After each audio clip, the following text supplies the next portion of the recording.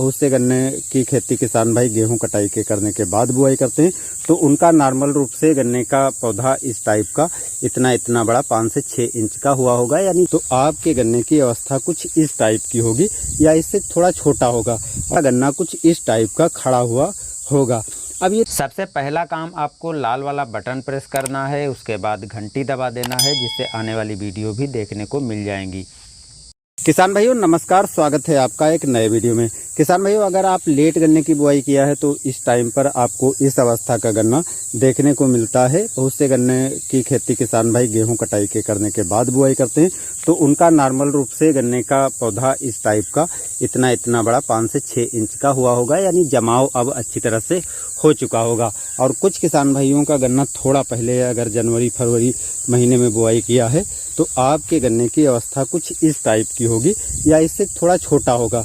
और जो किसान भाई अक्टूबर महीने में गन्ने की बुआई किया है उनका गन्ना कुछ इस टाइप का खड़ा हुआ होगा। अब ये 3 तरह के जो गन्ने की अवस्थाएं होती हैं, तो हर किसान भाई को अपने गन्ने के हिसाब से इस टाइम पर काम करने की ज़रूरत रहती है। देखिए किसान भाइयों, यहाँ पर हम बात करें यदि अक्टूबर महीने की गन्ने की, तो इसमें आपको इस टाइम पर क्या करने की ज़रूरत पड़ेगी। अब यहाँ पर आपको पहले हम दिखा दें। देखिए इसमें जो है कल्लों का फुटाव आपका अच्छी तरीके से हो चुका है और जो ब्रांच आपको दिखाई पड़ती होंगी तो कुछ अभी छोटी ब्रांच होंगी और इस तरीके से, और कुछ बड़ी ब्रांच होंगी। तो अब इसमें आपको जो चीज़ें डालनी है वो पौधे के हिसाब से डालनी है। अगर आपका गन्ना इस टाइम पर इस साइज का छोटा है तो आपको इस हिसाब से काम करना है। पहले हम इस साइज के जो अक्टूबर महीने के गन्ने की बात करते हैं, इसमें आपको इस टाइम पर क्या करने की ज़रूरत रहेगी। क्योंकि दोस्तों अब इस गन्ने में आपको किसी ऐसी चीज़ की आवश्यकता नहीं डाल देनी है जो गन्ने में फुटाव बढ़ाए, क्योंकि इसमें पर्याप्त मात्रा में गन्ने का फुटाव टेलरिंग विकास हो चुका है। तो ये चीज़ के लिए आपको कुछ करने की आवश्यकता नहीं।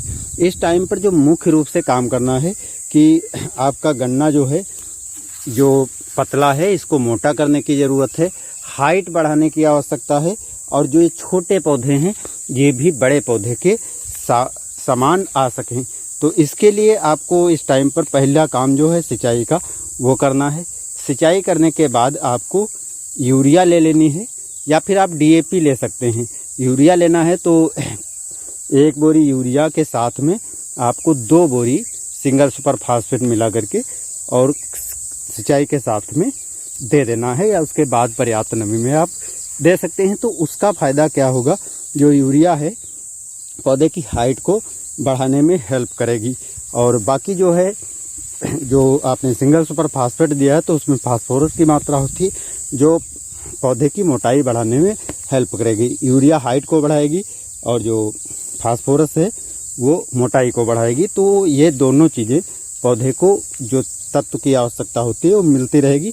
आप सीधे 19-19-19 का भी स्प्रे कर सकते हैं और 12-61 का भी इस टाइम पर स्प्रे कर सकते हैं। ये लगभग यदि पत्तियों सहित देखा जाए तो लगभग 4 से 5 फीट का होगा, जिसमें आप आसानी से स्प्रे पंप से स्प्रे भी कर सकते हैं। तो 12-61 की अब जो ऐसा गन्ना है इसमें 2 किलोग्राम मात्रा लेकर के आपको स्प्रे करने की आवश्यकता पड़ेगी।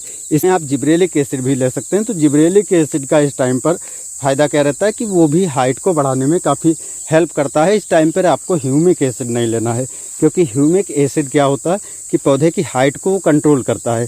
अब आपको कंट्रोल करने की आवश्यकता ऐसे गन्ने में नहीं है, क्योंकि गन्ने की हाइट जितनी छोटे पौधे हैं उनकी भी बढ़ना ज़रूरी है, पौधे की भी हाइट बढ़ना ज़रूरी है और पौधे की मोटाई होने की ज़रूरत है, जिससे आपको अच्छे बेनिफिट मिलेंगे।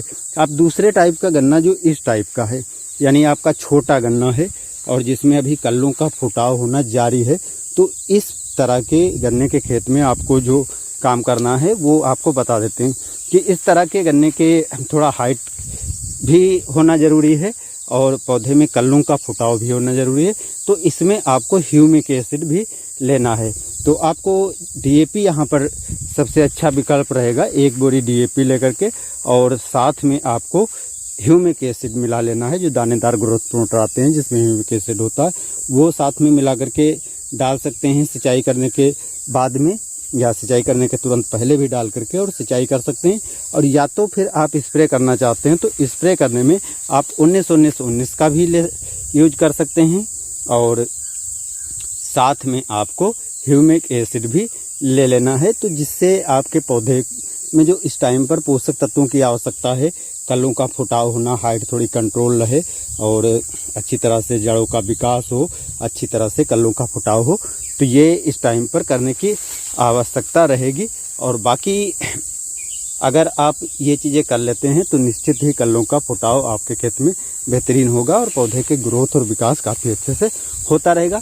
रोग बीमारियों की यहाँ पर हम इसलिए नहीं बात कर रहे हैं, उसके लिए अगर आप चाहते हैं कि जानकारी दें तो अलग से वीडियो हम बना देंगे। अब बात आती है, अगर आपका गन्ना कुछ इस तरीके का है, इस टाइप का हुआ है, तो इसमें आप देखते हैं कि इसमें अभी क्या हो रहा है।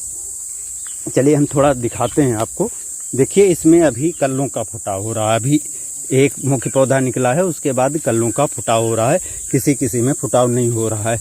तो इसमें ज़रूरी है कि कल्लों का फुटाव हो, क्योंकि बुआई के टाइम आपने उर्वरक दिया है तो वो अब मिट्टी के अंदर जो है वो जड़ों के माध्यम से पौधे को मिलना चालू हो गई है। लेकिन इसके साथ में अगर आप 19-19-19 की 1 किलोग्राम मात्रा को लेकर के और साथ में ह्यूमिक एसिड वाले ग्रोथ प्रमोटर को लेकर के स्प्रे कर देते हैं तो ज़बरदस्त फ़ायदे आपको मिल जाएंगे।